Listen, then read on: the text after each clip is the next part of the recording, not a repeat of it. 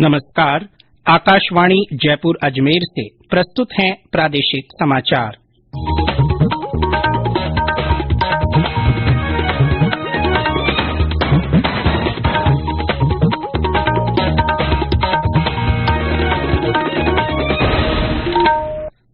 मुख्य समाचार। राज्य सरकार ने कोरोना की नई गाइडलाइन में छूट का दायरा बढ़ाया। वीकेंड कर्फ्यू समाप्त। शैक्षणिक गतिविधियां फिर सुचारू होंगी। प्रदेश में कोरोना के नए मामलों में कमी।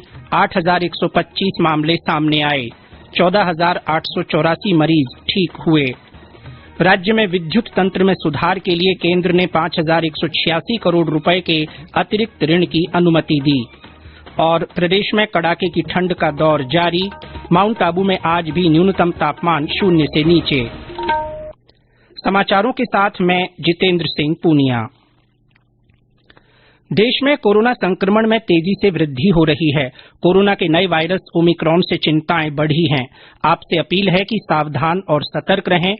15 से 18 वर्ष के किशोर और अन्य लोगों को टीकाकरण के लिए प्रेरित करें। बचाव के लिए कृपया 3 सरल उपायों का पालन अवश्य करें। मास्क लगाएं, 2 गज की सुरक्षित दूरी बनाए रखें, हाथ और चेहरा साफ रखें। कोविड से संबंधित किसी भी जानकारी और मार्गदर्शन के लिए राष्ट्रीय हेल्पलाइन नंबर 1075 पर संपर्क करें। और अब समाचार विस्तार से। राज्य सरकार ने कोरोना गाइडलाइन के नए दिशा निर्देश जारी किए हैं। इसमें कोविड प्रतिबंधों में कई प्रकार की ढील दी गई है। मुख्यमंत्री अशोक गहलोत ने कल देर रात कोविड संक्रमण की स्थिति की समीक्षा बैठक की और विशेषज्ञों की सलाह पर शैक्षणिक और अन्य गतिविधियों में छूट के संबंध में निर्देश जारी किए। नए दिशा निर्देशों के अनुसार 31 जनवरी से पूरे राज्य में बाजार रात 10 बजे तक खोले जा सकेंगे। साथ ही रविवार का कर्फ्यू भी हटा लिया गया है। हालांकि रात 11 बजे से सुबह 5 बजे तक रात्रिकालीन कर्फ्यू जारी रहेगा। नई गाइडलाइन के अनुसार 1 फरवरी से 10 से 12वीं कक्षा तक की शैक्षणिक गतिविधियां फिर शुरू हो सकेंगी। 6ठी से 9वीं तक की कक्षाएं 10 फरवरी से शुरू करने की अनुमति दी गई है। इसके लिए अभिभावकों से लिखित अनुमति लेना जरूरी होगा। अगले महीने प्रदेश में होने वाले विभिन्न सांस्कृतिक मेलों और महोत्सवों के लिए गाइडलाइन की पालना करने की हिदायत दी गई है। इसके अलावा विवाह समारोह और सार्वजनिक कार्यक्रमों में अधिकतम 100 व्यक्तियों के शामिल होने की छूट रहेगी। प्रदेश में कोरोना के नए मामलों में कुछ कमी दर्ज की गई है। कल संक्रमण के 8,125 नए मामले सामने आए, जबकि 14,884 मरीज ठीक हुए। सक्रिय मामलों की संख्या घटकर 80,488 रह गई है। कल इस बीमारी से 21 लोगों की मृत्यु हुई। स्वास्थ्य विभाग के अनुसार कल सबसे ज्यादा 2,300 संक्रमित जयपुर जिले में मिले। इसके अलावा जोधपुर में 707, उदयपुर में 657, भरतपुर में 478, कोटा में 458, अलवर में 408, हनुमानगढ़ में 248, चित्तौड़गढ़ में 238, अजमेर में 220, टोंक में 212, भीलवाड़ा में 201, चूरू में 160, सीकर में 157, राजसमंद में 152, सवाईमाधोपुर में 136, बाड़मेर में 128, पाली में 127, झालावाड़ में 124, प्रतापगढ़ में 121, धौलपुर में 113, बारां में 111, बीकानेर में 109, जैसलमेर में 107 और शेष जिलों में 100 से कम मामलों की पुष्टि हुई। राष्ट्रीय कोविड टीकाकरण अभियान के तहत देश भर में अब तक 164 करोड़ 96 लाख टीके लगाए जा चुके हैं। 93 करोड़ 67 लाख लोगों को पहली और 70 करोड़ 19 लाख को दूसरी डोज लगाई गई है। पात्र लोगों को 1 करोड़ 9 लाख से अधिक एहतियाती वैक्सीन डोज भी दी जा चुकी है। केंद्रीय स्वास्थ्य मंत्री मनसुख मांडविया ने कहा है कि देश में 15 से 18 वर्ष आयु के 60% बच्चों को कोविड का पहला टीका लगाया जा चुका है। श्री मांडविया ने टीके लगवा चुके बच्चों को बधाई देते हुए कहा कि यंग इंडिया लोगों के लिए मिसाल कायम कर रहा है। उधर प्रदेश में टीकाकरण का आंकड़ा 9 करोड़ 15 लाख के पार पहुंच गया है। 5 करोड़ 21 लाख से ज्यादा को पहला और 3 करोड़ 93 लाख से अधिक को दोनों टीके लगाए जा चुके हैं। 15 से 18 वर्ष आयु वर्ग में अब तक 28 लाख 82 हजार से अधिक को पहला टीका लगाया जा चुका है। गणतंत्र दिवस समारोह के अंतर्गत आज शाम नई दिल्ली के विजय चौक पर बीटिंग द रिट्रीट समारोह आयोजित किया जाएगा। इस वर्ष समारोह के प्रमुख आकर्षणों में एक नए ड्रोन का प्रदर्शन होगा। इसमें राष्ट्रपति और सशस्त्र बलों के सर्वोच्च कमांडर रामनाथ कोविंद शामिल होंगे। प्रधानमंत्री नरेंद्र मोदी और रक्षा मंत्री राजनाथ सिंह सहित अन्य गणमान्य व्यक्ति भी उपस्थित रहेंगे। मेक इन इंडिया पहल के अंतर्गत इस समारोह की अवधारणा, डिजाइन और कोरियोग्राफी की गई है। ये समाचार आकाशवाणी जयपुर अजमेर से प्रसारित किए जा रहे हैं। इन समाचारों को आप हमारी वेबसाइट newsonair.gov.in पर राजस्थानी में भी पढ़ सकते हैं। समाचारों के ऑडियो बुलेटिन भी वेबसाइट पर उपलब्ध हैं। वेबसाइट पर सोशल मीडिया अकाउंट के माध्यम से ताज़ा जानकारी प्राप्त कर सकते हैं। समाचार अभी और भी हैं, लेकिन पहले ये संदेश।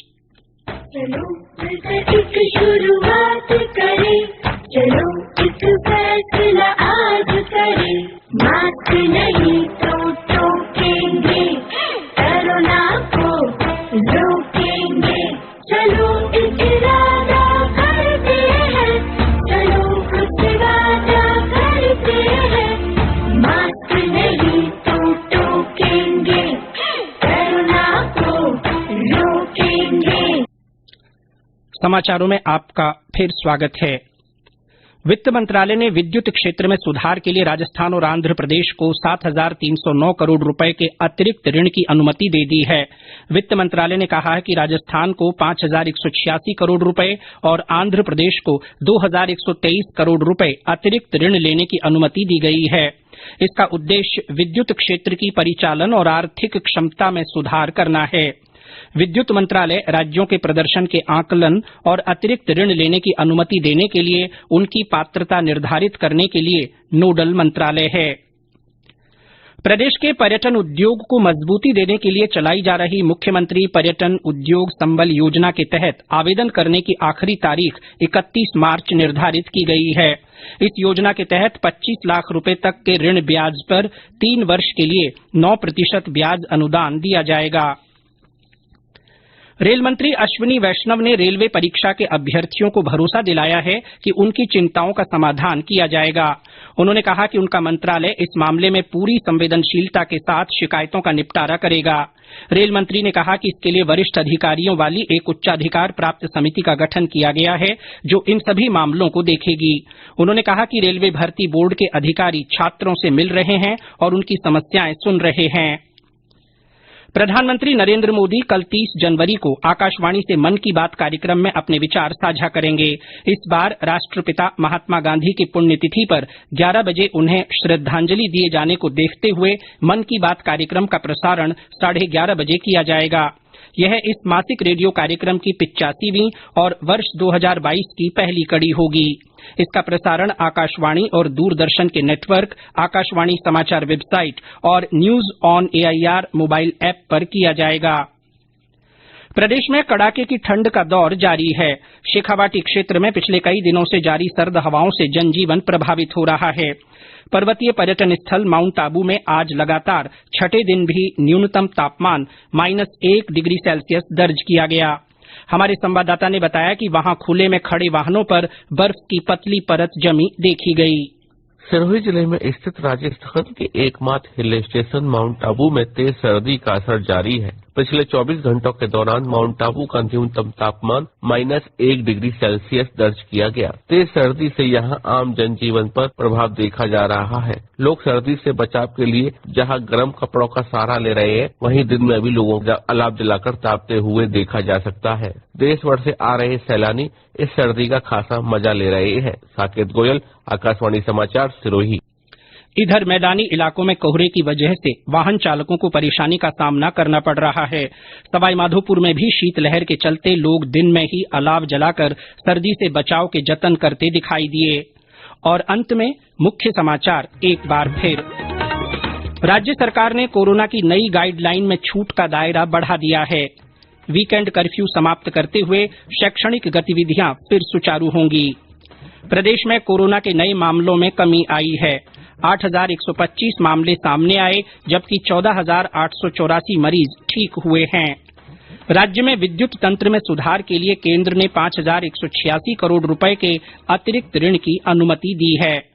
और प्रदेश में कड़ाके की ठंड का दौर जारी है। माउंट आबू में आज भी न्यूनतम तापमान 0 से नीचे दर्ज किया गया। इसी के साथ प्रादेशिक समाचार बुलेटिन समाप्त हुआ। नमस्कार।